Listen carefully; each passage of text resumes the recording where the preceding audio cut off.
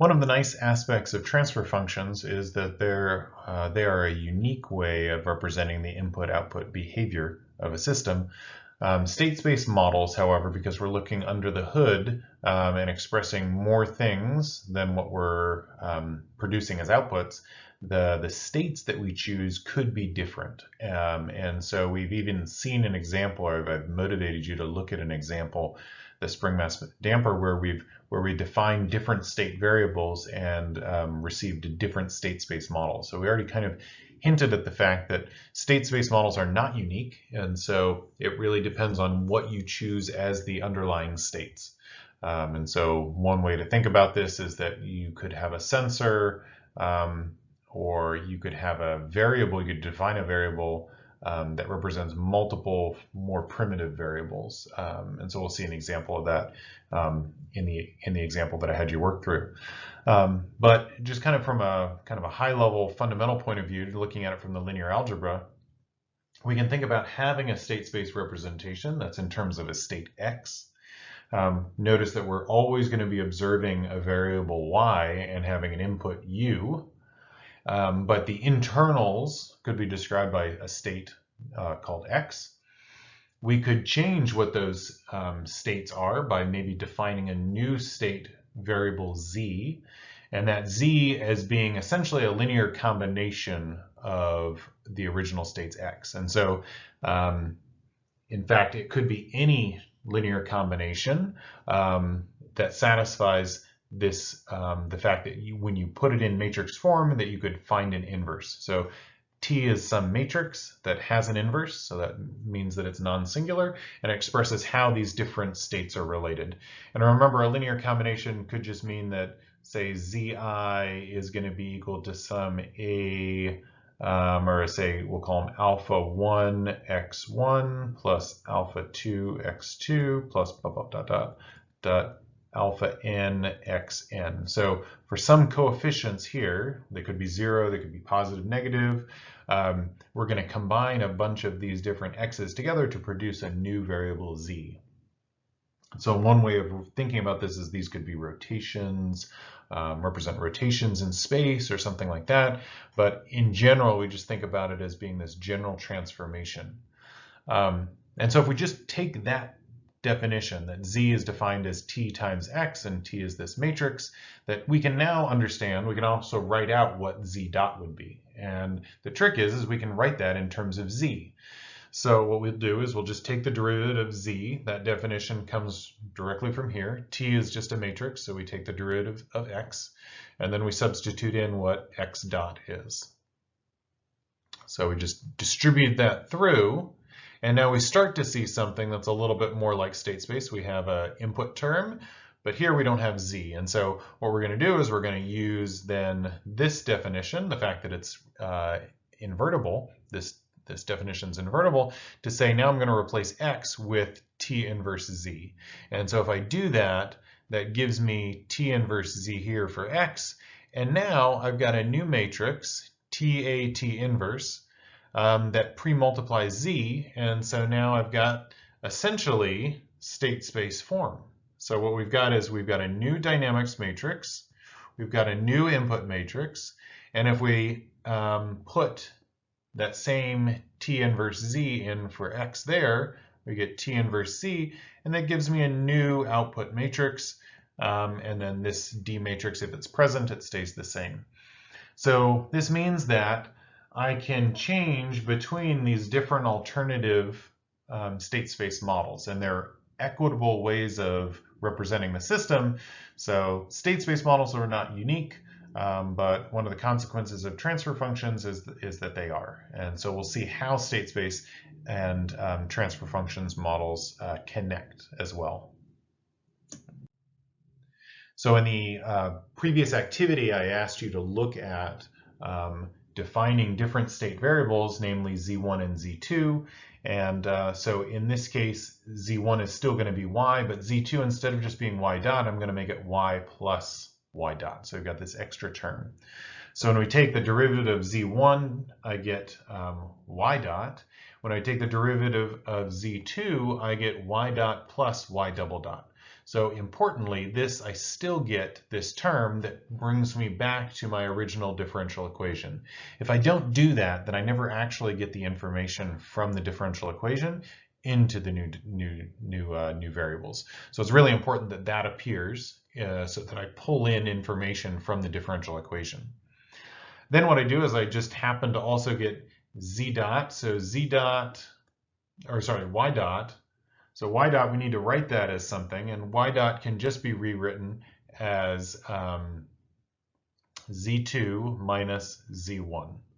So that's just y plus y dot minus y. So these go away, and I'm just left with y dot. So that's what I'm going to substitute in here for y dot, and I'm also going to use it again here to get down to now an expression that's in terms of z1 and z2. So now we're back to where we were. Now we can express z1 dot and z2 dot in terms of z1 and z2. And so one last thing is, notice that this y dot term not only appears here and here, but also here. So we're also going to use this definition to tell us what z1 dot is.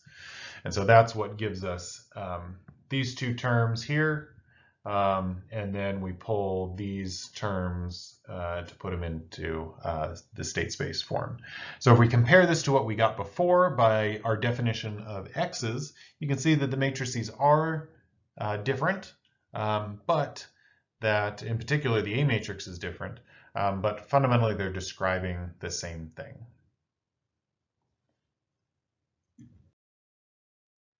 So one of the ways to kind of understand how state space can be not unique, but transfer functions can be unique, is to then understand how state space and transfer functions are connected.